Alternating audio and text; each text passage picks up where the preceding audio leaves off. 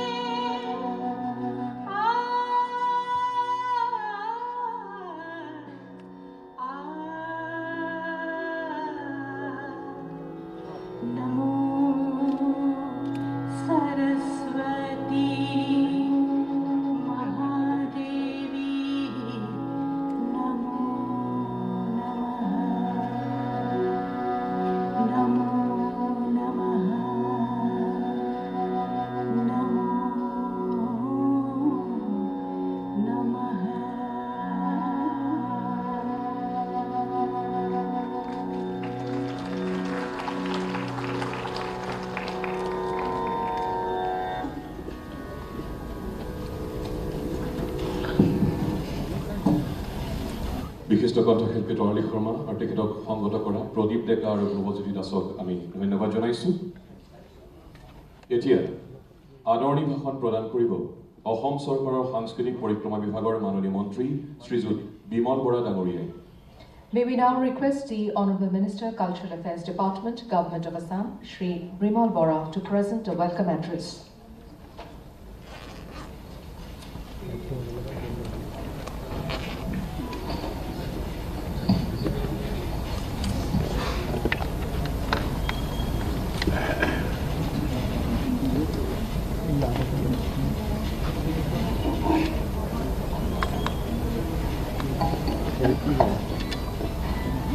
Honorable Chief Minister of Assam, Dr. Himanta Biswa Sharma, Honorable Minister of Education, Dr. Renus Pegu, Honorable Chairperson of Jnanpith Selection Board, Dr. Pratibha Raiji, most respected Jnanpith Awardee of 2021, Sejut Nilmani Phookan sir, Devabrata Goswami, Awards in Search, Dharmapal Tawarji, Senior Official of Bharatiya Jnanpith and esteemed guests. This is a momentous day for our state. The inhabitants of Assam swell with pride on this day. It is to our great fortune that we are able to partake of such a proud moment on this August day. The cause of our immense delight is the highly revered Sri Neelmani Phookan, a doyen of Assamese people in recent times. A devoted literature, Sri Neelmani Phookan chose to give expression to his deep contemplations through the medium of poetry. This is due to his firm belief that poetry is the only medium that could do justice to the appropriate characterization of a people's collective experiences and feelings with precision and comprehensiveness. In his view, poetry is the essence of life. Life is a never-ending poetry in motion. Being alive is in itself a glorious poem. Life is poetry. Sri Neelmani Phookan draws inspiration for his thinking and creative expressions from nature with his beauty and opulence. It includes his favorite trees and bushes, streams and rivers, seas and oceans, sparkling stars, hills and mountains, rocks, and quieted hidden under earth. Each of his poems, which verbalize and brings to life people's joys and sorrows, emotions and feelings, it's a unique contribution. His creations, which are celebration of life and the intricacies of the human mind and much loved not only in Assam, but also in different parts of the country and across the world.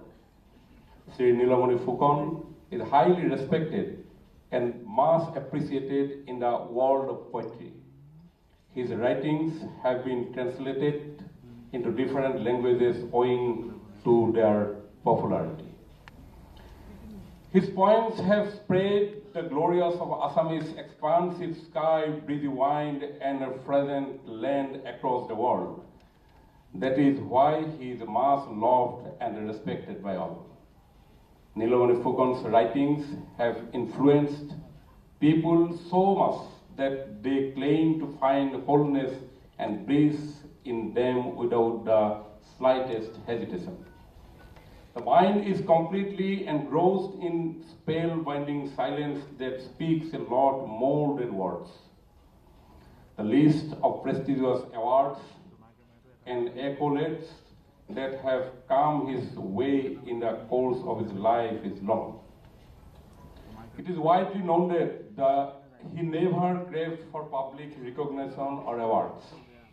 That said, Nilmani Phookan has been bestowed upon with numerous awards such as Assam Publication Board's prestigious award, Assam Sahitya Sabha's Sahitya Sajya Award, Assam Valley Award, Sahitya Academy Award, Emeritus Fellow of the Department of Culture, Doctor of India Award, Padma Shri, and several other prestigious awards and recognitions.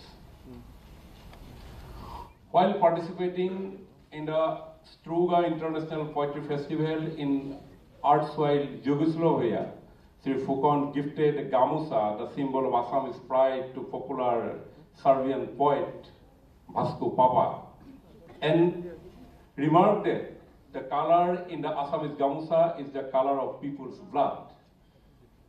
This is testament to his love for his land and its people. We would like to offer our heartiest congratulations to respected Sri Nilmani Phookan, who has presented the Assamese community in the world stage on receiving the 56th Jnanpith Award for the year 2021.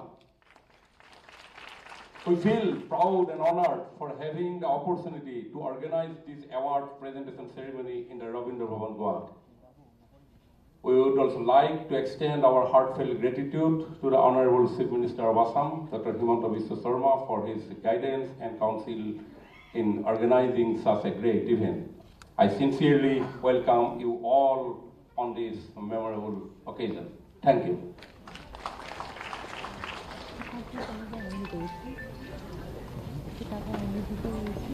সাংস্কৃতিক পৰিক্ৰমা বিভাগৰ মাননীয় মন্ত্ৰী বিমল বৰা ডাঙৰীয়াক ধন্যবাদ জনাইছো।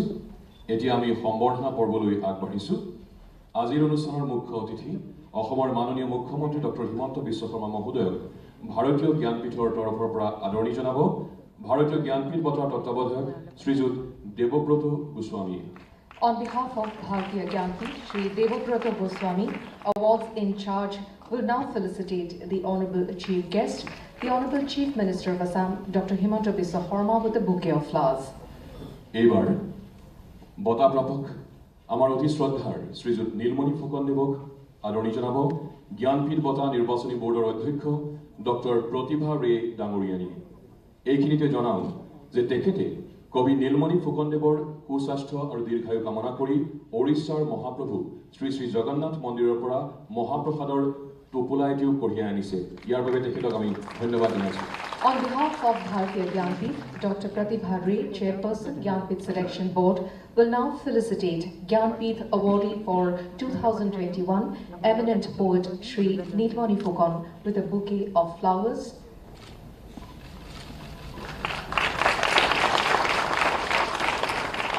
And a Pulam Gamusa.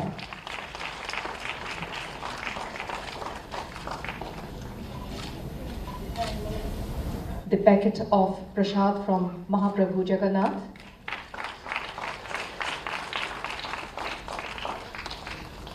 Being given to the Honorable Awardee with love and affection.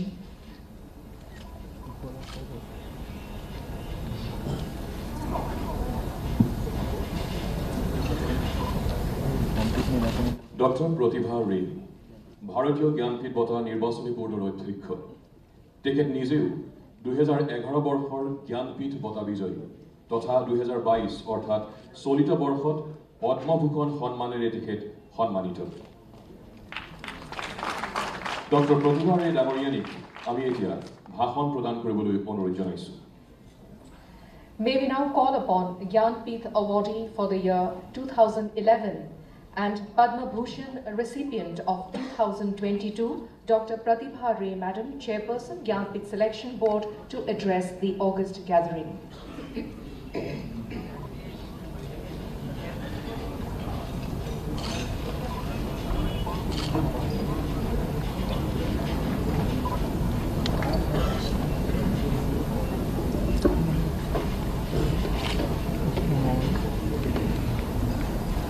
Honorable Chief Minister, Assam, Chief Guest of the festive evening, Dr. Himanta Biswa Sarma, Honorable Minister of Education, Government of Assam, Dr. Anuj Babu, Honorable Minister of Cultural Affairs, Government of Assam, Sri Vimal Vora, revered poet, laureate and academics, doyen of Assamese literature, Sri Nilmani Phookan, and his family members present here.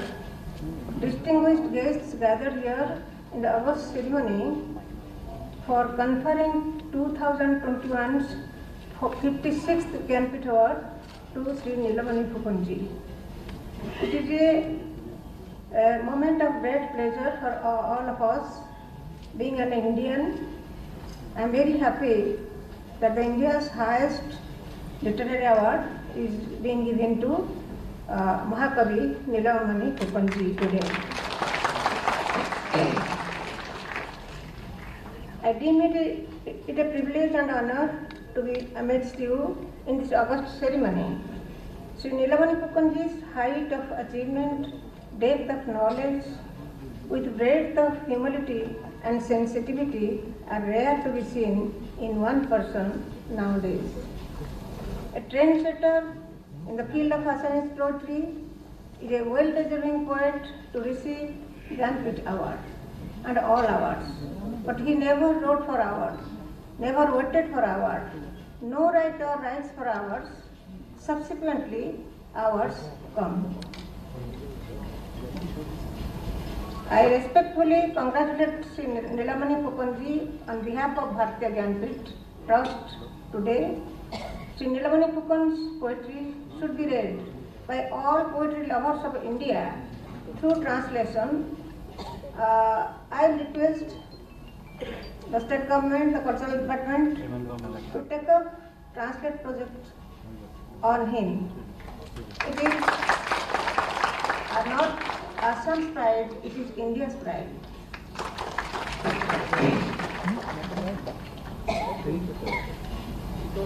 Language may be regional, but when it is transformed into literature by a powerful wordsmith like Nilmani Phookan, it becomes universal. Literature of high order like Nilmani Phookan is beyond geographical boundaries and language borders. The changing environment, writers have to face boldly situations they have never faced so far. Our voice, tradition-based or progress-based, our cultural heritage has to be incorporated in our literature in these times. We should not forget our roots, what Neelmani has not. Coming to 56th Jnanpith Award, awardee Sri Nilmani Phookan, a sage-like poet in Assamese literature, we can realize the vast range of his poetic theme, the meaning of life and death, difference between religiosity and spiritualism, humanism and ecofeminism. His canvas is vast, ranging from horizon to horizon, from political to cosmic, and from tradition to modernity. He creates fire and water, plants and animals, planets and stars, ocean and desert, forest and barren lands, time and space, and everything he creates in the fabric of war in his poetry. His anguished emotion celebrates and suffers with every beat of life, whether man or animal, hills and forests, rain and rivers in the world. The kind of mythopoeic imagination was introduced in Assamese poetry by the great poet that takes the reader from regional to universe and from moments to eternity. His poem passes through transition from transparent imagery to absolute symbolism. Use of metaphysical insight in his poetry emerged against the realism brought a new era in Assamese poetry after Hemborua and Mahaswaran. The poetry lover's journey through the mothers of 500 million sick and starving children are magically elevated to another plane by his poetry, where the yellow butterflies spreading wings on barbed wires. Human civilization in the hands of human is being threatened every moment to turn into a handful of us. Let us not attribute to God and destiny what is going on today. Man has genius, freedom and spiritual power. When the freedom and power are not rightfully exercised, it becomes shackles and weapons.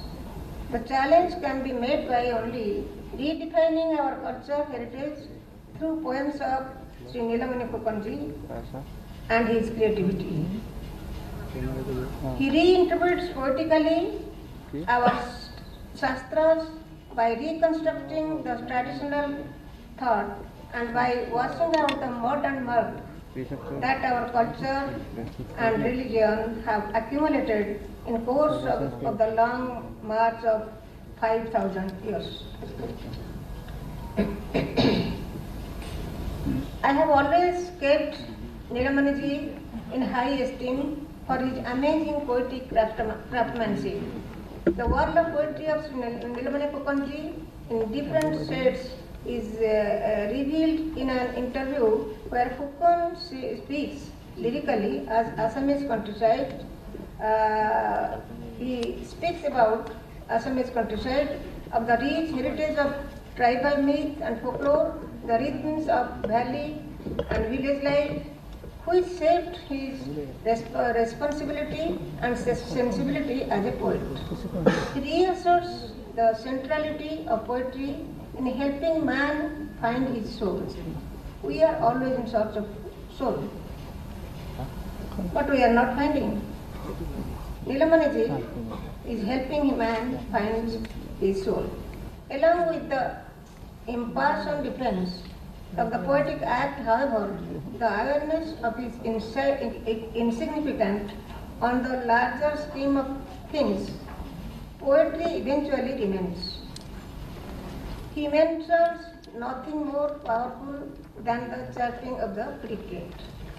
Phukanji sometimes adopts a more colloquial syntax. He is a living legend in Assamese literature for his dedication to the world of poetry continuously more than 60 years or more. His search for prehistoric era to modern civilization, sensational activism, the new principles of society are reflected in his poetry. The painful duality of life of modern man, which goes contradiction in the interference between literature and society, compels the iconic poet Bleeding Heart to address the issues without fear. He is always fearless. The poet laureate dreams a cultural humanity by appealing his readers to be dreamers. One should be dreamers. Man is a potent dreamer. Phukanji's legacy is continuing today, inspiring the young poets. He has been a hero since the day he published his first collection of poetry, Surya Heno Name Ahe Nadik Bhedi. Let his poetic journey be endless with the dignity of man and his mission. With this, we celebrate 56th Jnanpith Award ceremony by conferring the highest literary award of our country to Mahakavi Neelmani Phukanji. I thank the Assam government for making such a great event so gracefully. Thank you very much.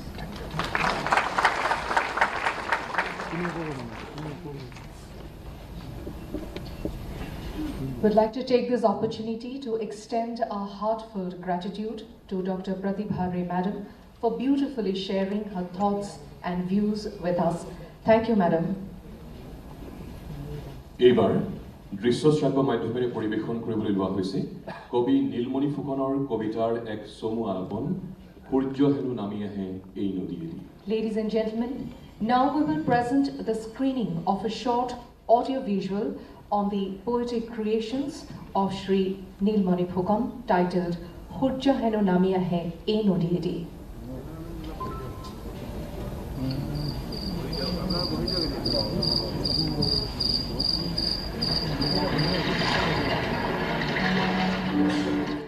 ৰাতি হলে সূৰ্য হেনো নামি আহে এই নদীয়েদি ৰক্তক্ষৰা ভুজংগিনীৰ দৰে এই নদীৰ নাম ক'ত আছে একো কথা ভূগোলত নাই 1933 চনৰ 10 ছেপ্টেম্বৰ গেজেবনী হাবি এখনৰ মাজত ল'ৰা এজন উপজিছিল ভাদমহীয়া আন্ধাৰ ৰাতিটো ধাৰাসাৰ বৰষুণত জ্বৰ জ্বলাই আছিল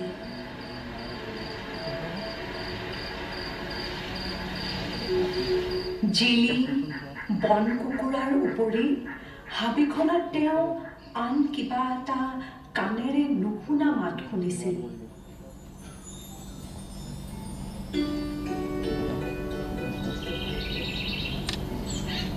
চকিয়াল গাঁৱৰ ল'ৰাজনে স্কুল ছুটি হ'লে প্ৰাণ ভৰি চাইছিল নৈখন ৰ'দত তীৰ বিৰাই থকা নৈখনৰ বুৱতী পানীয়ে ল'ৰাজনৰ মনত সঞ্চাৰ কৰিছিল প্ৰকৃতিৰ অনাবিল শান্ত শোভাৰ স্নিগ্ধতা আৰু প্ৰশান্তি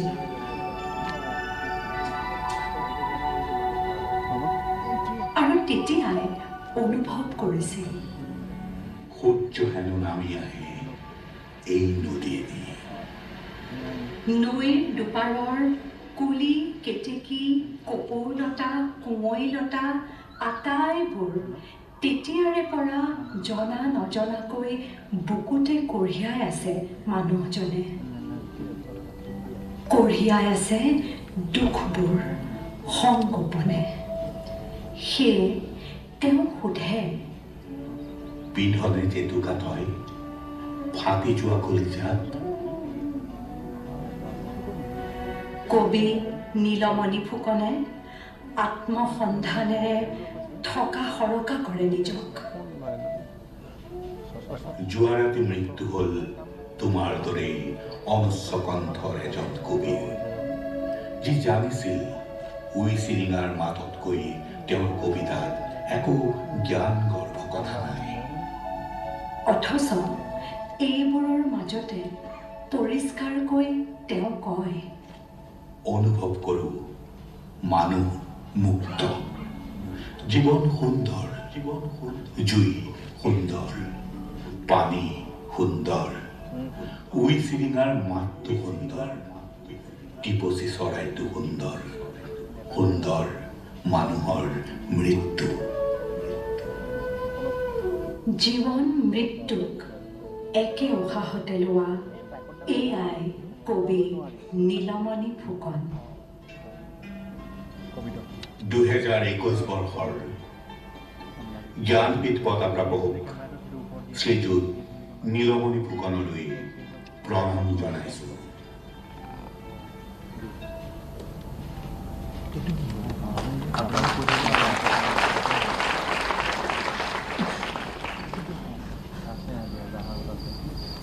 আমি এতিয়া আজিৰ অনুষ্ঠানৰ মূল কাৰ্যসূচী বঁটা প্ৰদানৰ দিশে আগবাঢ়িছো প্ৰথমে ৰাতি হলে সূৰ্য হেনো নামি আহে এই নদীয়েদি প্ৰথমে ৰক্তক্ষৰা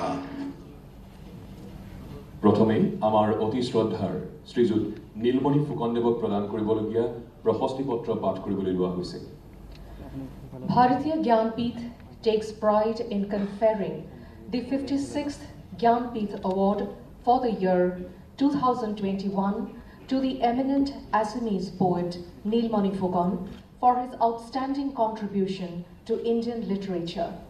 He is the third Assamese language writer to be a Jnanpith laureate.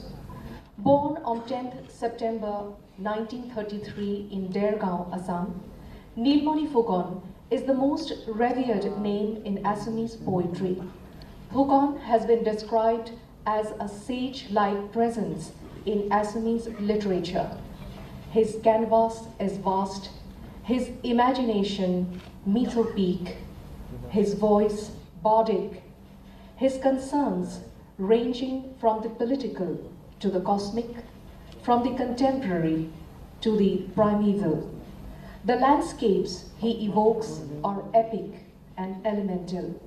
He speaks of fire and water, planet and star, forest and desert, man and rock, time and space, war and peace, life and death. And yet, one finds not merely a sage's reflective detachment here, but urgency as well as anguish and a deep sense of loss. He has written 13 volumes of poetry, recipient of many coveted awards that include the Sahitya Akademi Award 1981, the Assam Valley Literary Award 1997, the Sahitya Akademi Fellowship 2002, and Padma Shri. His works have been translated into many Indian and foreign languages. Bharatiya Jnanpith wishes Padma Shri Shri Nilmani Phookan a long creative life as well as the ability to enrich Indian literature further. Signed, Pratibha Ray, Chairperson Selection Board, and Sahu Akhilesh Jain, Managing Trustee, Bharatiya Jnanpith, Guwahati, Assam, 2021. আমি আহি এতিয়া আজিৰ অনুষ্ঠানৰ মূল ক্ষণত উপনীত হৈছোহি। শ্ৰীযুত নীলমণি ফুকনদেৱক এতিয়া 2021 বৰ্ষৰ অতি সন্মানীয় জ্ঞানপীঠ বঁটা প্ৰদান কৰিব অসমৰ মাননীয় মুখ্যমন্ত্ৰী আজিৰ অনুষ্ঠানৰ মুখ্য অতিথি ডক্টৰ হিমন্ত বিশ্ব শৰ্মা ডাঙৰীয়াই।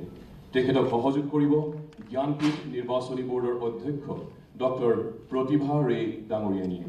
মঞ্চত উপবিষ্ট অতিথিসকলক এই পৰ্বত ভাগ ল'বলৈ অনুৰোধ জনাইছো। এই বঁটাত আছে এখনি অংগবস্ত্ৰ, এটি শ্ৰীফল, দেৱী সৰস্বতীৰ এটি প্ৰতিমূৰ্তি, এখনি প্ৰশস্তি পত্ৰ আৰু 11 লাখ টকা মূল্যৰ এখন check. The Honorable Chief Minister presenting the shawl to Shri Phookan. The Shrifal being handed over by Dr. Pratibha Ray. A statue of the goddess of learning, Ma Saraswati.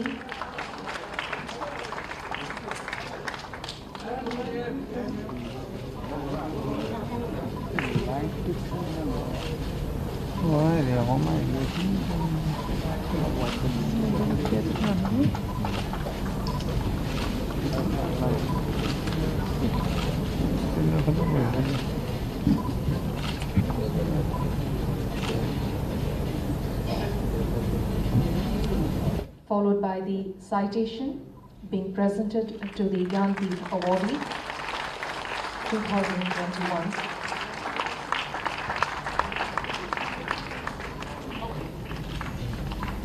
Definitely a moment captured forever.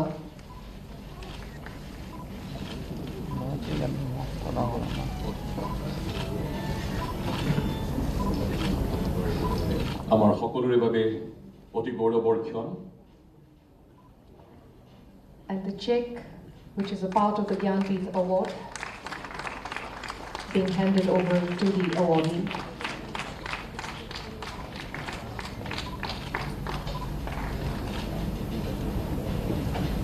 ধন্যবাদ জনাইছো।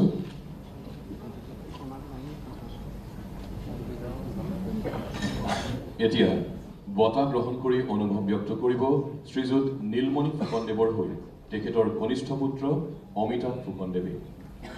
Ladies and gentlemen, on behalf of the Jnanpith recipient 2021, Shri Neelmani Phookan, the acceptance speech in Assamese will now be read out by his youngest son, Shri Amitav Phookan. তেখেতৰ কনিষ্ঠ পুত্ৰই জনাইছে যে তেখেতে দুআষাৰ ক'ব বিচাৰিছে, গতিকে তেখেতক মাইক্ৰফোনটো দিব বিচাৰিছে।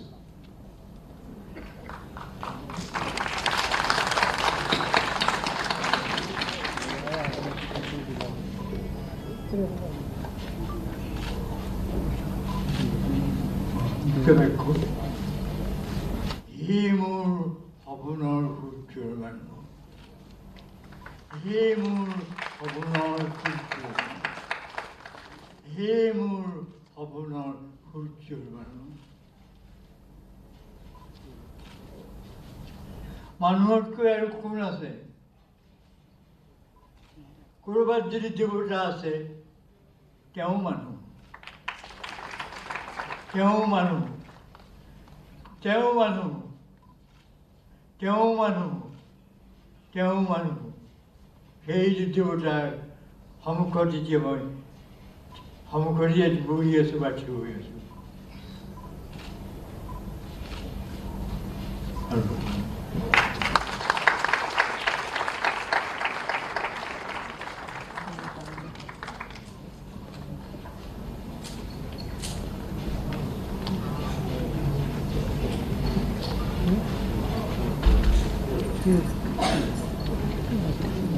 হে মোৰ সপোনৰ সূৰ্যৰ মানুহ, জয় জয়তে সমবেত সুধী সমাজৰ ওচৰত মই মূৰ ডুবাইছোঁ, নমস্কাৰ জনাইছোঁ। 2021 বৰ্ষৰ জ্ঞানপীঠ সন্মান এই অকিঞ্চনলৈ আগবঢ়োৱা হৈছে। ই এক অসামান্য মান বৈশিষ্ট্য বঁটা। মোৰ কবিতাৰ বাবে এয়া এক ওখ খাপৰ স্বীকৃতি। অসমীয়া ভাষাত কবিতা লিখা কবি এজনলৈ এই সন্মান আগবঢ়োৱাৰ মানসেৰে জ্ঞানপীঠ সমিতিয়ে মোৰ নাম বিবেচনা কৰাত মই ভাল পাইছোঁ, সুখী হৈছোঁ। সমিতিৰ লগত যুক্ত হৈ থকা সকলোকে ধন্যবাদ জনোৱাৰ লগতে অসমৰ মাননীয় মুখ্যমন্ত্ৰী প্ৰমুখ্যে অসম চৰকাৰক কৃতজ্ঞতা জনাইছোঁ। চাৰিওপিনে হিংসা, নিৰ্বিচাৰ নিৰ্মম নিৰ্যাতন, নিপীড়ন হত্যাৰ খবৰৰ লগত মিল নোখোৱা খবৰ এইটো। ধৰ্মান্ধৰ উন্মাদনা, ৰাজনীতিৰ দুৰ্বৃত্তায়ন, দিনে দিনে বাঢ়ি অহা পৰিৱেশ প্ৰদূষণ, অনিশ্চয়তা, দৌৰা দৌৰি, ভয়ৰ মাজত মোলৈ অহা এই ভাল খবৰটোৱে মুকলিকৈ উশাহ ল'ব পাৰিছেনে? চকিয়াল নামৰ অখ্যাত গাঁওখনৰ এমূৰত থকা হাবিখনৰ পৰা হাতৰ মুঠিত জোনাকী এটা লৈ তাহানিতেই গুৱাহাটী ওলাইছোহি। অন্তৰত বিষণ্ণ এক সেউজীয়া স্তব্ধতা। সোণাৰুৰ অকণমান সোণ হালধীয়া লৈ গেজে পনি হাবি এখনৰ পৰা ওলাই আহিছিলোঁ। নেঘেৰিটিঙৰ শিৱদৌল, দেওপাহাৰৰ শিলামূৰ্তিবোৰ আৰু আমাৰ গাঁৱৰ কাষেৰে বৈ যোৱা গেলাবিল নামৰ ৰূপহী নৈখনে মোৰ মন প্ৰাণ প্ৰবাহিত কৰি নৰখা হ'লে মই আজিৰ এই ঠাই ওলাব নোৱাৰিলোহেঁতেন। সি খাটাং। তাৰ লগত আছে এই চুটি ভাষণত নামোল্লেখ কৰিব নোৱাৰা মোৰ পুথিৰ প্ৰকাশকসকল, আলোচনীৰ সম্পাদকসকল, ঘৰখন, পৰিয়ালৰ সদৌতিকে ধৰি অসংখ্য শুভানুৰাগী, অনুৰাগীৰ মৰম ভাল পোৱা আৰু পূজনীয় পিতৃ মাতৃৰ লগতে জ্যেষ্ঠজনৰ আশীৰ্বাদ। জাৰোস্লাভ জেফাৰ্টৰ এফাকি কবিতাৰ প্ৰতিধ্বনি কৰি কওঁ, পৃথিৱীৰ কেইবা নিযুত কবিতাৰ মাজত মই মাত্ৰ কেইটামান কবিতাহে যোগ দিছোঁ। উইচিৰিঙাৰ মাততকৈ তাত বেছি জ্ঞানগৰ্ভ কথা একো নাই। চহৰত সুদীৰ্ঘকাল কটোৱাৰ পিছতো স্মৃতি স্বপ্ন বিষাদ আনন্দ হৈ সেই গাঁওখনতেই অজস্ৰ কথা, সুৰগন্ধ বৰ্ণ, দিন আৰু ৰাতিৰ ৰহস্যময় দৃশ্য হৈ আজিও প্ৰতিনিয়ত মোৰ মন, হৃদয় আৰু কল্পনাত আলোড়িত কৰি ৰাখিছে। গাঁওখনৰ কাষেদি বৈ যোৱা বৰ্ষা শীতৰ নৈখনৰ পাৰত থিয় হৈ আজিও যেন দূৰ দিগন্তলৈ চাইছোঁ। আবেলি উৰি যোৱা চৰাইজাকৰ ফাললৈ ওখ ওখ গছবোৰৰ ওপৰেৰে হাত মেলি দিছোঁ। নৈ, সাগৰ, অৰণ্যানী পৰ্বত পাহাৰ, মৰুভূমি পাৰ হৈ ক'ৰবাৰ মানুহ গৈ কোন সুদূৰত ওলাইছোগৈ। কোনোবা জনমৰ সুহিত বুলি ইজনৰ পিছত সিজনক আঁকোৱালি লৈছোঁ। নিজকে পাহৰি গৈছোঁ, আকৌ নতুনকৈ নিজকে বিচাৰি পাইছোঁ। চিৰকালৰ মানুহৰ অমিত শক্তি, আশা আকাংক্ষা, জয় পৰাজয়ৰ গৌৰৱ আনন্দ গ্লানি যন্ত্ৰণাৰ অংশীদাৰ হৈছোঁ। যেতিয়া পৃথিৱীৰ সৰ্বত্ৰ মানুহ আছে, জড় জীৱন্ত বস্তুবোৰ আছে, জুই পানী আছে, হাঁহি আৰু চকুলোৰ জোনবেলি তৰাবোৰ অনন্তকাল ধৰি একেখন আকাশতে জ্বলি আছে। চি.জি. উইঙে এবাৰ কৈছিল, আধুনিক মানুহে এটা আত্মা বিচাৰি ফুৰিছে। আমাৰ বিশ্বাস, কবিতাৰ মাজেৰেই আধুনিক মানুহে এদিন সেই আত্মাৰ সন্ধান পাব এখন প্ৰেমৰ পৃথিৱীৰ, নতুন আধ্যাত্মিক প্ৰমূল্যৰ সৰ্বাত্মক এটা মানৱিক যুগৰ। কবিতা ভাষা শিল্প, জীৱন শিল্প, সমাজবোধ আৰু ইতিহাসবোধৰ পৰাই উৎসাৰিত হয় কবিতাৰ ভাষা। আৰু শেষত এই ভাষাৰো বন্ধন ছিঙি কবিতাই বিচাৰে অন্তহীন ব্যাপ্তি, মানুহৰ তেজত, মঙহত, বতাহত, আকাশত। লিখিছোনে এনে এটা কবিতা যি বাচনাতীতৰ অস্বাদ, আনন্দৰূপ অমৃত, নীল মিনাদি উঠা হুংকাৰ, যি জীৱনৰ প্ৰতিকল্প, য'ত কালাতীত মহাজীৱনৰ ধ্বনিময়, ৰূপময়, গন্ধময়, বৰ্ণময় বাণী সোণৰ সংগীত হৈ উঠিছে, গুজৰি গুমৰি মৰিছে। বহু প্ৰস্তুতি আৰু প্ৰতীক্ষাৰ পিছত পাওঁ এটা তন্ময়ৰ মুহূৰ্ত, লিখোঁ এটা কবিতা বা অকবিতা, তাৰ পিছত আকৌ সেই অতৃপ্তি, সেই ব্যৰ্থতাৰ ক্লেশ আৰু যন্ত্ৰণা, আকৌ সেই ৰৈ থকা আৰু সেই এজাক বৰষুণলৈ বাট চাই থকা। মানুহক মানুহ কৰাই সকলো কলাৰ লক্ষ্য কবিতাৰো। মানুহৰ সৃজনী শক্তি, উপলব্ধি শক্তি, মংগলবোধক উদ্ৰেক কৰা, বোধ অনুভূতিক জীপাল তেজাল ধাৰাল কৰা, মানুহৰ সৃজনশীল চৈতন্যক সম্প্ৰসাৰিত কৰা, মানুহক দ্ৰষ্টা কৰা, স্ৰষ্টা কৰা। পৃথিৱীৰ সকলো কবি সম্ভৱতঃ বাঞ্ছা কৰে পৃথিৱীৰ সকলো মানুহেই কবি হওক, বিদ্ৰোহী হওক, প্ৰেমিক হওক। জীৱনৰ অখণ্ড ৰূপৰ সাধনাই কবিৰ সাধনা আৰু কবিতা। প্ৰেম, শান্তি, শক্তি, ঐক্য, সৌন্দৰ্য আৰু সৃজনশীলতাত মানুহৰ অটল আস্থা। সেইকাৰণেই ই অক্ষয় আৰু অনন্ত। প্ৰতিটো কবিতাই এটা মানৱিক মুহূৰ্ত, যি আনন্দৰ বেদনাৰ শেষ হয় চেতনাৰ নিস্তব্ধ জীৱনত। কবিতা মানৱতাৰ কণ্ঠস্বৰ। কাণ পাতিলেই প্ৰতিজনে নিজৰ মনৰ নিজানত শুনিবলৈ পাব পুৱা সন্ধ্যাৰ সত্য আৰু সৌন্দৰ্যৰ সেই আবাহমান ৰাগমালা।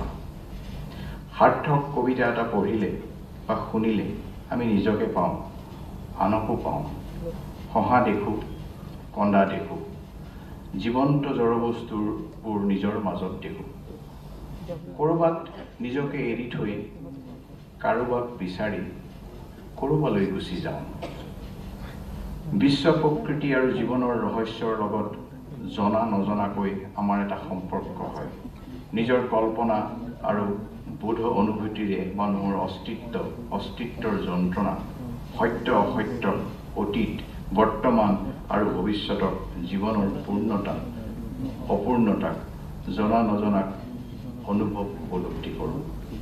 ব্যক্তিমন সাৰ্বজনীন মনৰ লগত কালস্ৰোত আৰু ইতিহাসৰ লগত অন্বিত হয়।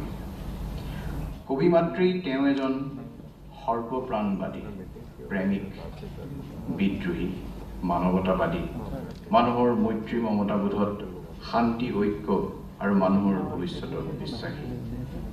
পৃথিৱীৰ সকলো কবিয়ে বাঞ্ছা কৰে সৰ্বত্ৰ শোষণ পীড়নৰ অন্ত হওক, ভাতৃঘাতী আত্মঘাতী সংঘাত সংঘৰ্ষ যুদ্ধ বিগ্ৰহ ৰক্তপাতৰ অন্ত হওক, মানুহৰ মানুহলৈ ভয় নোহোৱা হওক।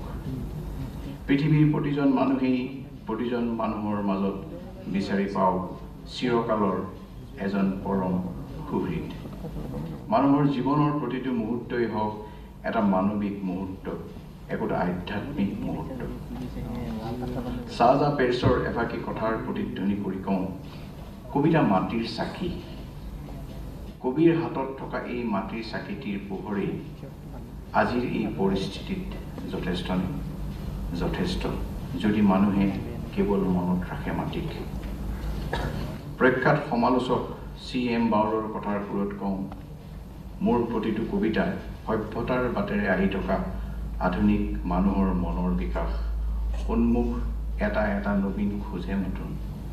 মানুহ মানুহ মানুহ মানুহ মানুহ মোৰ সপোনৰ সূৰ্যৰ মানুহ, মোৰ অপাৰ অগাধ অটল আস্থাৰ থলী। তাৰ পিছতো মোৰ মনলৈ এই ভাৱ আহে, আপুনি কবিতা পঢ়েনে? নিচেই কম সংখ্যক মানুহে কবিতা পঢ়ে, আৰু কাচিত কোনোবা জনহে কবিতাৰ দ্বাৰা সামান্য প্ৰভাৱিত হয়। মানুহ য'তেই আছে তাতেই জড় জীৱন্ত বস্তুবোৰ আছে, তাতেই কবিতা আছে। জীয়াই থকাটোৱেই কবিতা, জীৱনেই কবিতা। কেৱল মানুহৰেই আছে গান, মানুহৰেই আছে এটা চিন্তাশীল আৱেগিক ভাৱজীৱন, এটা বৃহত্তৰ জীৱন। মানুহৰ অন্তৰাত্মাৰ ব্যাকুলতাৰ অন্ত নাই। মানুহেই কেৱল কল্পনা আৰু সৃজনী শক্তিৰ অধিকাৰী, আৰু এই কল্পনাই জ্ঞান আৰু সৃজনী শক্তি চৈতন্যৰ পোহৰ। সৃজনীশীল চৈতন্যৰ সমৃদ্ধি আৰু ব্যাপ্তিতেই মৰণশীল মানুহৰ সৌৰ্য আৰু মনুষ্যত্বৰ গৌৰৱ। আহক কবিতা পঢ়ো।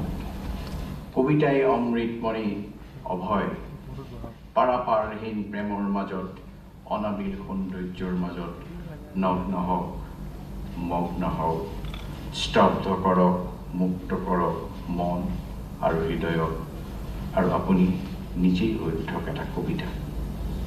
আপুনিও এটা শুভবাৰ্তাৰ কাৰণে ৰৈ আছে, মানৱতাৰ মুহূৰ্তবোৰৰ কাৰণে। আহক উপলব্ধি কৰোঁ অনিৰ্বচনীয় এক আনন্দ আৰু বেদনা, যি আনন্দৰ বেদনাৰ শেষ হয় চেতনাৰ নিস্তব্ধ বোধনত। আহক অনুভৱ কৰোঁ মনৰ ভিতৰত ৰঙা হালধীয়া ফুলবোৰ ফুৰি উঠা, এটা শংখৰ ভিতৰত এটা শংখ বাজি উঠা। অনুভৱ কৰোঁ মানুহ মুক্ত, জীৱন সুন্দৰ, জুই সুন্দৰ, পানী সুন্দৰ, কুইচিৰিঙাৰ মাতটো সুন্দৰ, টিপচী চৰাইটো সুন্দৰ, সুন্দৰ মানুহৰ মৃত্যু। মই এক অসমীয়া, মোৰ কবিতাৰ ভাষা অসমীয়া। তাৰ মাজেৰেই মই বিশ্বমন হৃদয় আৰু প্ৰাণৰ সৈতে যুক্ত হৈ পৰোঁ। দেশ কাল ভাষাৰ সীমা চেৰাই গৈ পোৱা মুক্তিৰ স্নিগ্ধ আনন্দত লালিত মোৰ কল্পনা। অসমৰ বিনন্দীয়া প্ৰকৃতিয়ে মোৰ কল্পনাক প্ৰাণৱন্ত কৰি ৰাখে। ইয়াৰ পাহাৰ, ভৈয়ামৰ মাটি, শইচৰ সেউজ সোণালীয়ে মোৰ সংবেদনক জোকাৰ তুলি থাকে অনবৰতে। ইয়াৰ কলৰৱ মুখৰ নৈবোৰৰ সৌন্দৰ্য মাধুৰ্য, নৈ পাৰৰ ছোৱালীহঁতৰ ৰূপজেউতিয়ে মোৰ সৃজনীশীল মনটো নিয়ত আলোড়িত কৰি ৰাখে। মোলৈ অহা অতিকে সন্মানজনক জ্ঞানপীঠ বঁটা এই সকলোৰে লগত মই ভগাই ল'বলৈ পাই পুলকিত হৈছোঁ। শেষত পুনৰবাৰ সমবেত সুধী সমাজক কৃতজ্ঞতা জনাই মোৰ লৈছোঁ, সেৱা জনাইছোঁ। মানুহ মানুহ মানুহ মানুহ, হে মোৰ সপোনৰ সূৰ্যৰ মানুহ। ধন্যবাদ।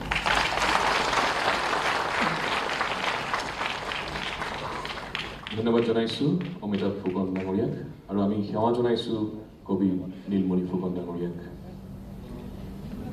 এতিয়া আজিৰ অনুষ্ঠানৰ মুখ্য অতিথি অসমৰ মাননীয় মুখ্যমন্ত্ৰী ডক্টৰ হিমন্ত বিশ্ব শৰ্মা ডাঙৰীয়াক তেখেতৰ ভাষণ প্ৰদান কৰিবলৈ অনুৰোধ জনাইছোঁ।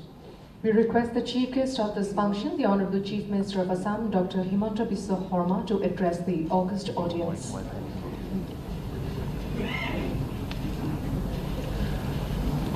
আমাৰ মাজত উজ্জ্বল নক্ষত্ৰৰ দৰে জিলিকি থকা জ্ঞানপীঠ বঁটা বিজয়ী নীলমণি ফুকন ডাঙৰীয়া, জ্ঞানপীঠ বঁটা নিৰ্বাচনী বৰ্ডৰ সভানেত্ৰী ডক্টৰ প্ৰতিভা ৰয় ডাঙৰীয়ানী, এৱাৰ্ড ইনচাৰ্জ শ্ৰী দেৱব্ৰত গোস্বামী,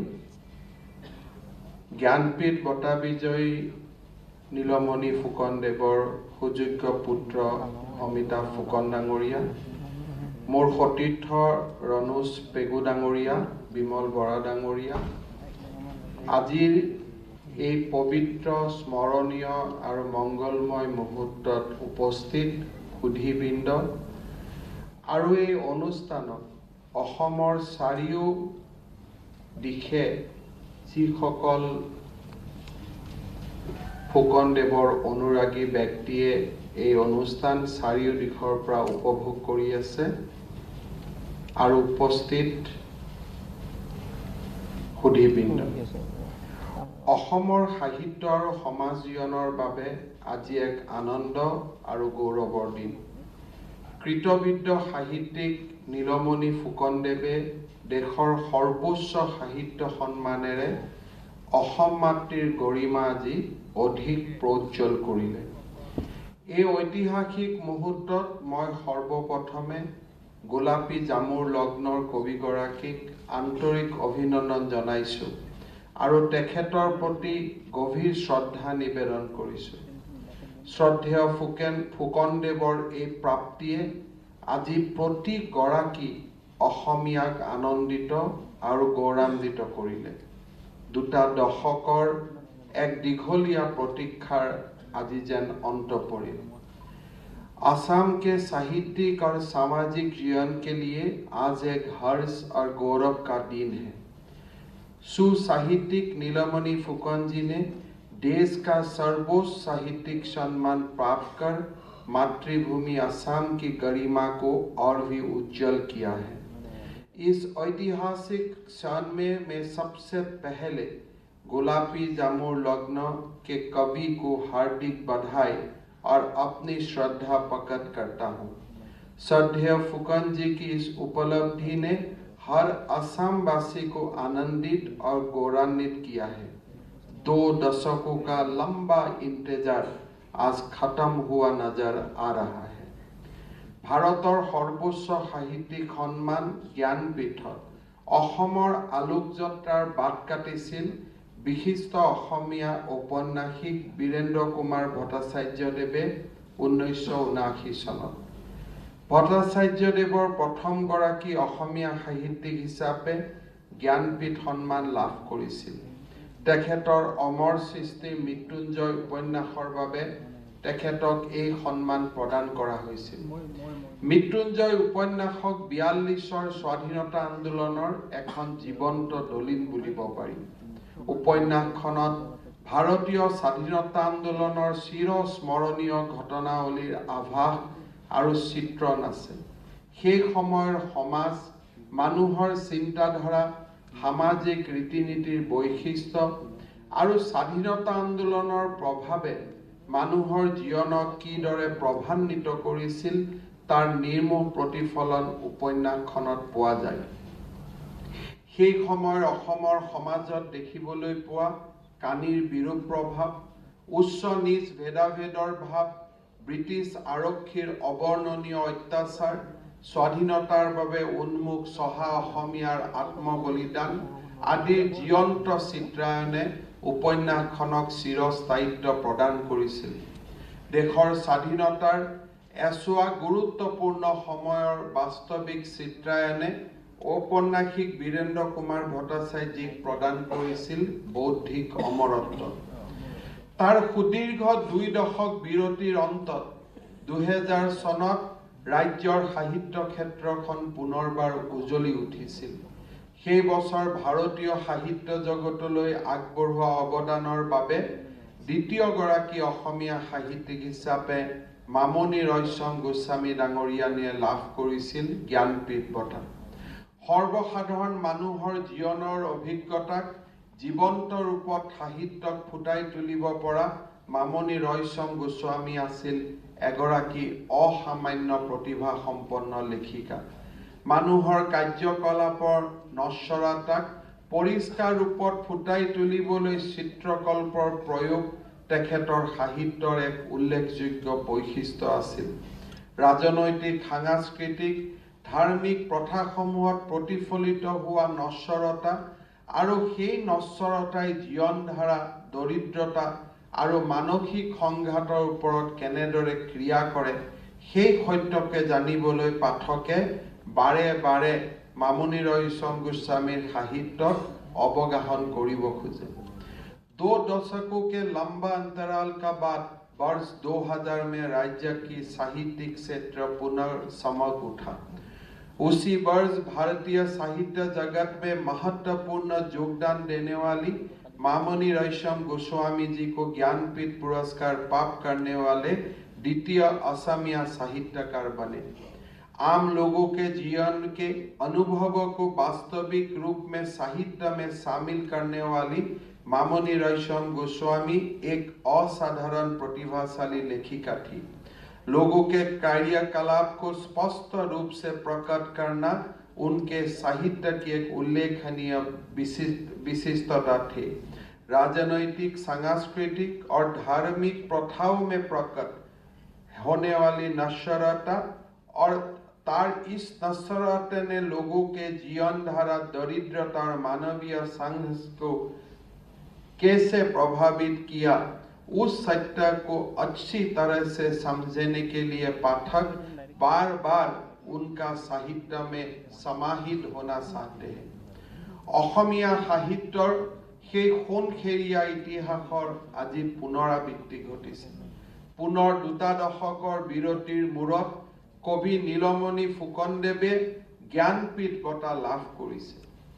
এই আনন্দপূৰ্ণ মুহূৰ্ত মোৰ বাবেও অতিশয় গৌৰৱৰ, কিয়নো দেশৰ সাহিত্য ক্ষেত্ৰৰ এই সৰ্বোচ্চ সন্মান ফুকনদেৱক নিজ হাতে তুলি দিবলৈ মই এক অবিস্মৰণীয় সুযোগ লাভ কৰিছোঁ। অসমবাসীক এই আনন্দ, গৌৰৱ আৰু প্ৰাপ্তিৰ মুহূৰ্ত উপহাৰ দিয়াৰ বাবে মই ৰাজ্যবাসীৰ হৈ আজিৰ অনুষ্ঠানৰ উদ্যোক্তা ভাৰতীয় জ্ঞানপীঠৰ কৰ্মকৰ্তাসকলক विशेषভাৱে ধন্যবাদ জনাইছোঁ। असमिया साहित्य के ये उस स्वर्ण इतिहास का आज पुनरावृत्ति हुआ है। पुनः 2 दशकों के अंतराल के बाद कवि नीलमणि फूकन जी ने ज्ञानपीठ पुरस्कार प्राप्त किया है। ये खान मेरे लिए अति गौरवपूर्ण है, क्योंकि ये सर्वोच्च सम्मान फूकन जी को अपने हाथों से प्रदान करने का सुअवसर मुझे प्राप्त हुआ है। भारतीय ज्ञानपीठ ने असम वासियों को इस पर गौरव और प्राप्ति के क्षण देने के लिए मैं राज्यवासी के ओर से भारतीय ज्ञानपीठ को हार्दिक धन्यवाद देता हूँ। विशिष्ट असमिया कवि যতীন্দ্ৰনাথ দুৱৰাই অসম সাহিত্য সভাৰ ৪৪ অধিৱেশনৰ অভিভাষণত সাহিত্য সম্পৰ্কে কেইটামান কথা প্ৰসংগক্ৰমে উল্লেখ কৰিছিল। তেওঁ কৈছিল, ঈশ্বৰে অনিন্দ সুন্দৰ ৰূপে সজোৱা সংসাৰৰ মাজত প্ৰত্যেক বস্তুৱে, প্ৰত্যেক ঘটনাই একো একোখনি সৌন্দৰ্যৰ পথ চকুৰ আগত তুলি ধৰি মনৰ মাজত নতুন ভাৱেৰে পৰিপূৰ্ণ একোখনি নতুন ৰাজ্যৰ সৃষ্টি কৰে। সেই ৰাজ্য যে অকল বাহিৰা জগতৰ চাৰে আবৃত এনে নহয়, তাৰ লগে লগে আমাৰ সুখ, দুখ, ভয়, বিস্ময়, ভাল লগা ইত্যাদি নানা ৰকমৰ মনৰ ভাৱৰ ৰসত পৰি অশেষ ৰকম ৰঙেৰে ৰঞ্জিত হৈ জিলিকি উঠে। আমাৰ মনে সেই ৰাজ্য ইচ্ছামতে সম্পূৰ্ণৰূপে নিজৰ তলতীয়া কৰি গঢ়ি তোলে। সাহিত্যৰ পটভূমি সম্পৰ্কে এইখিনি কথাৰ অৱতাৰণা কৰি কবি দুৱৰাদেৱে সাহিত্যত মানৱীয় কল্পনা শক্তিৰ অৱদান সম্পৰ্কে যথোচিত ব্যাখ্যা আগবঢ়াইছে। মানুহৰ কল্পনাই যে সাহিত্যৰ সাৰুৱা ক্ষেত্ৰ, তাক আমি সকলোৱে জানো। কিন্তু সাহিত্য সৃষ্টিৰ বাবে কল্পনা শক্তিৰ সৈতে যোগ হ'ব লাগিব মানুহৰ আত্মপ্ৰকাশৰ আকাংক্ষা।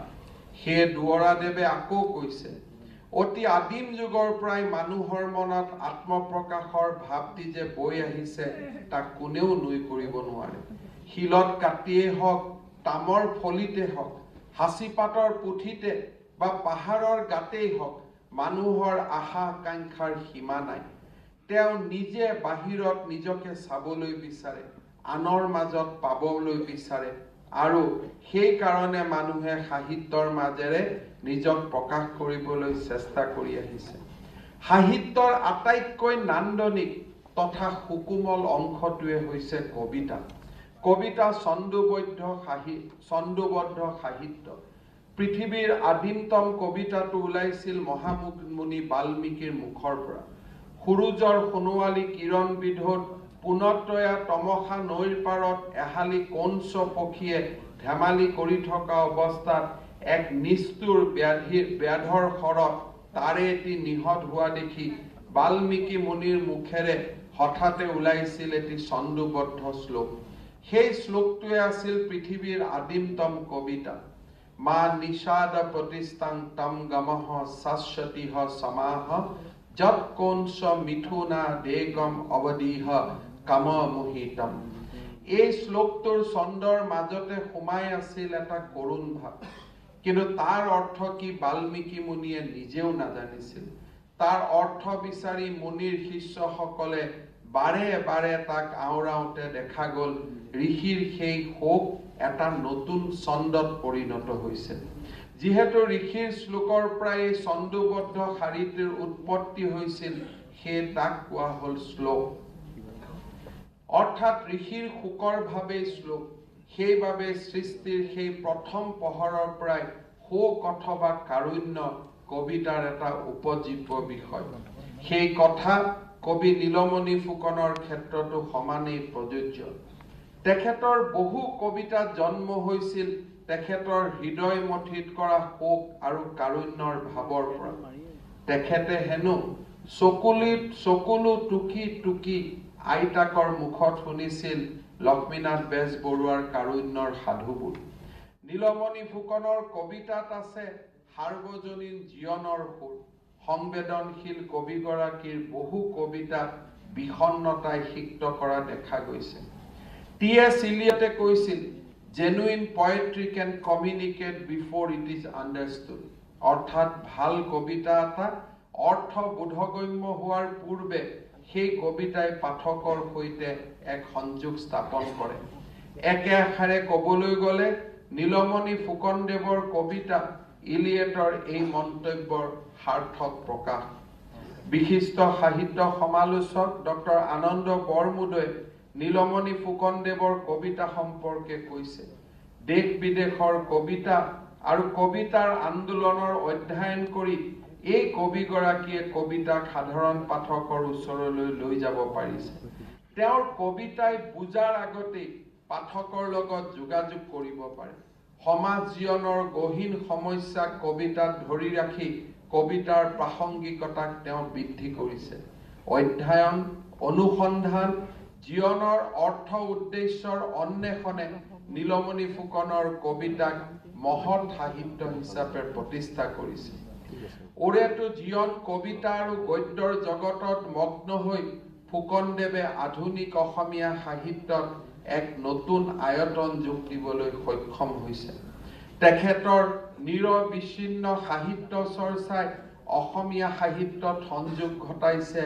সূৰ্য হেনো নামি আহে এই নদীয়েদি, নিৰ্জনতাৰ শব্দ আৰু কি নৈ শব্দ, ফুলি থকা সূৰ্যমুখী ফুলটোৰ ফালে, গোলাপী জামুৰ লগ্ন আদি 9খন মৌলিক কাব্য গ্ৰন্থ। ইয়াৰ উপৰিও জাপানী কবিতা, চীনা কবিতা শীৰ্ষক অনুবাদ কাব্য সংকলনেৰে কবি নীলমণি ফুকনদেৱে অসমীয়া কাব্য সাহিত্যলৈ বিশিষ্ট বৰঙণি আগবঢ়াইছে।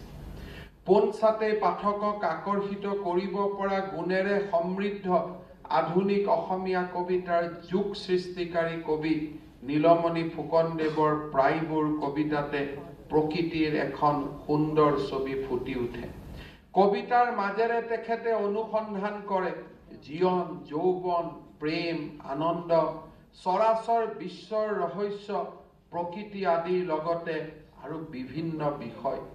সাহিত্য সমালোচক ভৱেন বৰুৱাই কৈছে, ফুকনৰ কবিতাই যিবোৰ ভাৱক কেন্দ্ৰ কৰি আহিছে সিবোৰ প্ৰকৃতি, নাৰী, মৃত্যু, নিসংগতা, বিষাদ, যন্ত্ৰণা, মানৱ জীৱন তথা চৰাচৰ বিশ্বৰ অন্তিম ৰহস্য ঘাইকৈ এই ৩-৪টামান বিষয়ৰ লগত ওতঃপ্ৰোতভাৱে জড়িত হৈ আছে।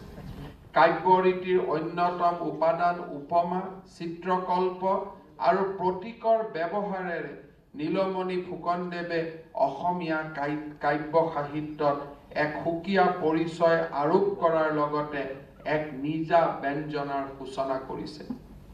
আধুনিক শৈলীৰে ৰচিত চিত্ৰকল্প আৰু ব্যঞ্জনাময় শব্দৰে সমৃদ্ধ তেখেতৰ এটি কবিতা হৈছে ব্ৰহ্মপুত্ৰত সূৰ্যাস্ত। প্ৰথম দৃষ্টিতে কবিতাটোত প্ৰাকৃতিক বৰ্ণনা কৰা যেন লাগিলেও আধুনিক কবি ফুকনদেৱে গতানুগতিক ধৰণেৰে কবিতাটিত কেৱল নৈসৰ্গিক প্ৰকৃতিৰ বৰ্ণনা দাঙি ধৰা নাই। প্ৰতীকৰ প্ৰয়োগেৰে মানুহৰ জীৱন ৰহস্যৰ গভীৰতম সত্যক আলোকপাত কৰাৰ প্ৰয়াস তেখেতৰ কবিতাৰ এক উল্লেখযোগ্য বৈশিষ্ট্য। সেইদৰে কবিতাটোত সূৰ্য শব্দটোৰ স্পষ্ট উল্লেখ নকৰাকৈ চিত্ৰকল্পৰে তেখেতে এই ভাৱ চিত্ৰিত কৰিছে এনেদৰে: শূন্যতাৰ হাতৰ পৰা সৰি পৰিল দিনৰ হিৰণময় হৃদয় পাত্ৰ, নিঃশব্দে সৰি পৰিল আৰু বুৰ গ'ল।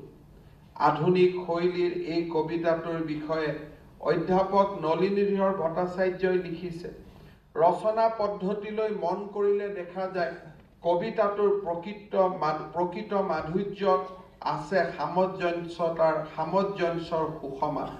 মানুহৰ শৰীৰৰ প্ৰতিটো অংগৰ সুকীয়া বৈশিষ্ট্য থাকিলেও তাৰ প্ৰকৃত সৌন্দৰ্য থাকে সমগ্ৰ অৱয়ৱৰ লাৱণ্য। ফুকনৰ কবিতাৰ নিৰ্মাণো তেনেকুৱাই। ইয়াত শব্দ হৈছে একোটা ইংগিত, ই প্ৰতিমা সদৃশ উপাদানেৰে কবিয়ে যি আৱয়বিক শৃংখলাৰ জন্ম দিছে তাৰ ভিতৰতে আকৌ বৰ্ণনাৰে শৃংখলাও আছে। এই দুইবিধ শৃংখলাৰ ঐক্যই কবিতাটোক অৱয়বপূৰ্ণ কৰিছে। চিত্ৰকল্প আৰু প্ৰতীক ফুকনৰ কবিতাক চমকপ্ৰদ কৰি তুলিছে। চিত্ৰকল্প আৰু প্ৰতীকৰ অপূৰ্ব উদাহৰণযুক্ত তেখেতৰ দুটা কবিতা মই স্মৰণ কৰিব খুজিছো। গছ পাতবোৰৰ মাজেৰি আহি সেউজীয়াত জিলমিলাই তুমি মোৰ ডাৱৰৰ মুখৰ ৰ'দ, প্ৰত্যেক জাত বৰষুণত তোমাক মই তিতি অহা দেখো, তেজ সিঁচি কৰবাত তুমি যেন ভুই ৰুই আহা, তোমাৰ চাৱনিৰে উৰি আহে এখন ৰামধেনু। সেইদৰে আন এটি কবিতাত তেখেতে লিখিছে, নাহৰ ফুলৰ গোন্ধত তোমাৰ কথাবোৰ উটি গৈছিল, এজোপা জোপোহা গছলৈ চৰাইবোৰে য'ত নকৈ বাঁহ সাজিছিল, প্ৰতিটো কথাকে তোমাৰ তৰাবোৰে থপিয়াই নিছিল, তৰমুজ বা আপেল বুলি। ফুকনদেৱৰ কবিতাৰ এক অন্যতম বিষয়বস্তু হৈছে প্ৰকৃতি। অসমৰ প্ৰকৃতিত উপলব্ধ গছ লতিকা চৰাই চিৰিকটি আৰু পাহাৰৰ পৰ্বতৰ সৌন্দৰ্যক ৰূপকৰ্ম ধৰ্মিতাৰে তেখেতে মহীয়ান কৰি তুলিছে। অসমৰ প্ৰকৃতিৰ স্নিগ্ধ অনাবিল ৰূপৰ উপস্থিতিৰ কথা পাঠকে তেখেতৰ কবিতাত মুহূৰ্তে মুহূৰ্তে উপলব্ধি কৰিব পাৰে। প্ৰজ্ঞাসুলভ সৃষ্টিৰে কবি ফুকনদেৱে কবিতাৰ মাজেৰে পৃথিৱী, সময় আৰু চৌপাশৰ পৰিৱেশৰ নিতুল ছবি অংকন কৰিবলৈ সামৰ্থ্য হৈছে। হৃদয়ৰ উমাল অনুভূতি, স্মৃতিৰঞ্জিত অভিজ্ঞতা, জীৱনৰ অন্তহীন অন্বেষণেৰে আধুনিক অসমীয়া কবিতাক কবি নীলমণি ফুকনদেৱে এক নতুন মাত্ৰা দিবলৈ সমৰ্থ হৈছে। কাব্য চিন্তাৰ ব্যাপ্তি আৰু গভীৰতাৰ দিশৰ পৰা বহু উচ্চ খাপৰ মানৱতাবোধৰ চেতনাৰে সংক্ষিপ্ত লোকজীৱন, ভাস্কৰ্য, চিত্ৰকলা আদিৰ সমাৱেশ আৰু বহুমুখী ব্যঞ্জনাৰ সমৃদ্ধ বহু কালজয়ী কবিতাৰ স্ৰষ্টা কবি নীলমণি ফুকনদেৱ নিঃসন্দেহে সমসাময়িক শ্ৰেষ্ঠ কবিসকলৰ অন্যতম। নীলমণি ফুকনদেৱে নিজৰ ভাষাৰ কবিৰ যি সংজ্ঞা তেখেতে দাঙি ধৰিছিল সেয়া হৈছে অন্তৰৰো অন্তৰত জগত আৰু জীৱনৰ অন্তৰ্গূঢ় শাশ্বত গুঞ্জনময় ৰূপক উপলব্ধি কৰিব পৰা এজনেই কবি। নীলমণি ফুকন নিজেও নিজৰ গভীৰতম মৰ্মমূলত জগত আৰু জীৱনৰ সত্যক উপলব্ধি কৰিব পৰা এটি উজ্জ্বল কাব্য প্ৰতিভা। সেইবাবে তেখেতৰ কবিতাই পাঠকক লৌকিকতাৰ ঊৰ্ধ্বত এখন পাৰলৌকিক জগতৰ উপলব্ধি প্ৰদান কৰে। সেইবাবে তেখেতৰ কবিতা শ্ৰেষ্ঠ, সেইবাবে তেখেত সাহিত্যিক আৰু কবি হিচাপে শ্ৰেষ্ঠ। জ্ঞানপীঠে আজি তেখেতক সেই আনুষ্ঠানিক স্বীকৃতি দিলে। দ্বেধহীন ভাষাত মই ক'ব বিচাৰোঁ, এইগৰাকী ঋষিতুল্য কবিক জ্ঞানপীঠ সন্মান প্ৰদান কৰি সাহিত্য ক্ষেত্ৰলৈ তেখেতে আগবঢ়োৱা অৱদানক যি ধৰণে ৰাষ্ট্ৰীয় স্বীকৃতি প্ৰদান কৰা হ'ল, তাৰ যোগেৰে অসমীয়া সাহিত্যত এটা নতুন উদ্দীপনা সঞ্চাৰ হৈছে। কেৱল সেয়ে নহয়, ইয়াৰ জৰিয়তে নীলমণি ফুকনৰ কবিতাৰে দেশৰ সাহিত্য জগতখনো মহিয়ান হৈছে। মই পুনৰবাৰ কবি নীলমণি ফুকনদেৱক অভিনন্দন জনাইছোঁ আৰু তেখেতৰ প্ৰতি মোৰ গভীৰ শ্ৰদ্ধা নিবেদন কৰিছোঁ।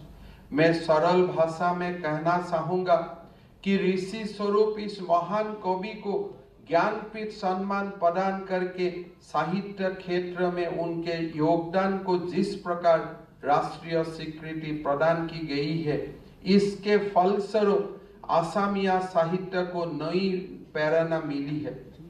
केवल इतना ही नहीं, नीलमणि फुकन के कविता ने देश के साहित्य जगत को भी समृद्ध किया है।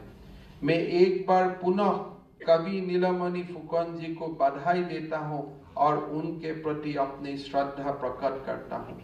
लगते मैं एक कथाओ कब विचारिছোঁ যে নীলমণি ফুকনদেৱৰ দৰে প্ৰবাদ প্ৰতিম কবি এগৰাকী সাহিত্যাকৃতি কেৱল দেশৰ চাৰিবৰৰ ভিতৰতে সীমাবদ্ধ হৈ থকাটো উচিত নহয়। আমি দেখি আহিছোঁ বিশ্ব সাহিত্যৰ উৎকৃষ্ট গ্ৰন্থৰাজি পৃথিৱীৰ বিভিন্ন ভাষালৈ অনুদিত হৈ বিশ্ব পাঠকৰ কাষ চপাৰ সুযোগ পাইছে। সেইদৰে এইগৰাকী পুৰুধা কবিৰ কবিতাৰাজিৰ লগতে আমাৰ দেশৰ বিভিন্ন আঞ্চলিক ভাষাৰ শ্ৰেষ্ঠ গ্ৰন্থৰাজিকো নিতুল আৰু মনোগ্ৰাহী অনুবাদেৰে বিশ্বৰ পাঠক সমাজৰ কাষ চপাই নিয়াৰ বাবে অধিক উদ্যমেৰে কাম কৰাৰ প্ৰয়োজনীয়তা আছে। কবি নীলমণি ফুকনদেৱৰ এই সমগ্ৰ সাহিত্য তেখেতৰ পৰিয়ালৰ অনুমতি পালে অসম প্ৰকাশন পৰিষদে দেশৰ বিভিন্ন ভাষাৰ সাহিত্যলৈ অনুবাদ কৰাৰ বাবে ব্যৱস্থা হাতত লৈছে। শেষত পুনৰবাৰ মই কবি নীলমণি ফুকনদেৱক অভিনন্দন জনাইছোঁ। গৌৰৱান্বিত অসমীয়া জাতিৰ হৈ তেখেতক মই কৃতজ্ঞতা জনাইছোঁ। 3,30,00,000 অসমীয়াৰ হৈ মই তেখেতক অভিনন্দন জনাইছোঁ। তেখেতৰ জীৱন, তেখেতৰ ৰচনা আৰু তেখেতৰ সমগ্ৰ জীৱনৰ সাধনা অসমৰ নতুন প্ৰজন্মৰ বাবে প্ৰেৰণাৰ প্ৰতীক হৈ ৰব। কৃতজ্ঞ অসমীয়া জাতিয়ে জনমে জনমে কবি নীলমণি ফুকন ডাঙৰীয়াক শ্ৰদ্ধাৰে সুঁৱৰিব। পৰম পিতা ভগৱানৰ ওচৰত কামনা কৰিছোঁ নীলমণি ফুকন ডাঙৰীয়াক আমাৰ সকলোৰে আয়ুসেৰে তেখেতক দীঘলীয়া আয়ুস দিয়ক আৰু জাতিটোক আৰু অধিক গৌৰৱান্বিত কৰিবলৈ ভগৱানে আমাক সকলোকে সুযোগ দিয়ক। পুনৰবাৰ ভাৰতীয় জ্ঞানপীঠৰ প্ৰতিগৰাকী কৰ্মকৰ্তাক ধন্যবাদ জনাই মই মোৰ বক্তব্যৰ সামৰণি মাৰিছোঁ। ধন্যবাদ। ভাৰতীয় জ্ঞানপীঠৰ আগ্ৰহ আৰু মাননীয় মুখ্যমন্ত্ৰী মহোদয় আপোনাৰ আন্তৰিক সহযোগৰ বাবেই এই গৌৰৱপূৰ্ণ ক্ষণৰ আমি সকলো সাক্ষী হ'বলৈ সক্ষম হ'লো। আপোনাক আমি ধন্যবাদ জনাইছোঁ। আমি এতিয়া অনুষ্ঠানৰ প্ৰায় অন্তিম ক্ষণত আহি উপনীত হৈছোহি। ভাৰতীয় জ্ঞানপীঠৰ হৈ এতিয়া শলাগৰ শৰাই আগবঢ়াব জ্ঞানপীঠ বঁটাৰ তত্ত্বাৱধায়ক শ্ৰীযুত Debabrata Goswami. May we now call upon Shri Devabrata Goswami, Awards in Charge, Bharatiya Jnanpith, to please present the vote of thanks. Honorable Chief Minister of Assam, Dr. Himanta Biswa Sarmaji, Honorable Minister of Education, Dr. Ranoj Peguji, Honorable Minister of Cultural Affairs, Shri Bimul Boraji, Jnanpith Laureate and Chairperson, Jnanpith Selection Board, Dr. Pratibha Reji, the 56th Jnanpith Laureate Shri Neelmani Phukanji, esteemed dignitaries and the august gathering present in this evening. Bharati Jnanpith extends its heartiest thanks to you all for making this moment big, successful and memorable. Bharatiya Jnanpith is fortunate that it got the opportunity in conducting its prestigious Jnanpith Award for the first time on the soil of Assam, and the government of Assam has extended all possible support, which is really commendable. We are immensely indebted to the Honorable Chief Minister of Assam, Dr. Himanta Biswa Sarma ji, for not only the support in conducting the ceremony, but also for his precious time and inspiring words, which will continue to motivate Jnanpith further in serving the nation through its literary endeavors. I firmly believe there will be many more such occasions here in future as well. Bharatiya Jnanpith is also indebted to the Honorable Minister for Education, Dr. Ranuj Pegu, and Honorable Minister of Cultural Affairs, Shri Vimal Bora, for their august presence and immense support in conducting this ceremony. Bharatiya Jnanpith extends its sincere gratitude to Dr. Pratibha Ray for all her contributions in the selection process. Jnanpith Award has earned this prestige only for the independent and impartial selection process the selection board follows. The Chief Minister's Office and Cultural Affairs Department of Assam had contributed immensely in conducting this ceremony. We convey our sincere thanks to Shri Kuntal Bardoloi, OSD to Honorable Chief Minister, for his continuous support, suggestions and inspiration, and we are also immensely indebted to Dr. Debojit Hanikar, Director of Cultural Affairs, Government of Assam, and his team for their tireless contribution and continuous support. No words are enough in mentioning the literary brilliance of Shri Nilmani Phookan, one of the most revered poets of all time. He will remain in our hearts and voices for many years to come. Sir, you have honored us by accepting the 56th Jnanpith Award, and we wish you a healthy and creative life. First, for the last more than 7.5 decades, Jnanpith is striving to make meaningful contributions towards Indian literature. Further, the awards instituted by our revered founders, late Shanti Prasad Jain and late Srimati Rama Jain, had a principal objective of creating bonds between the diverse languages of our country. We are proud to carry forward that legacy and are confident to reach newer heights in years to come. I may have missed thanking many of you. I am sure you will forgive me for my ignorance. Last but not the least, Bharatiya Jnanpith conveys its sincere thanks to the people of Assam for such wonderful hospitality. Thanks to all the literature lovers, dignitaries and media persons present here for their august presence and love shown to us. Thank you all.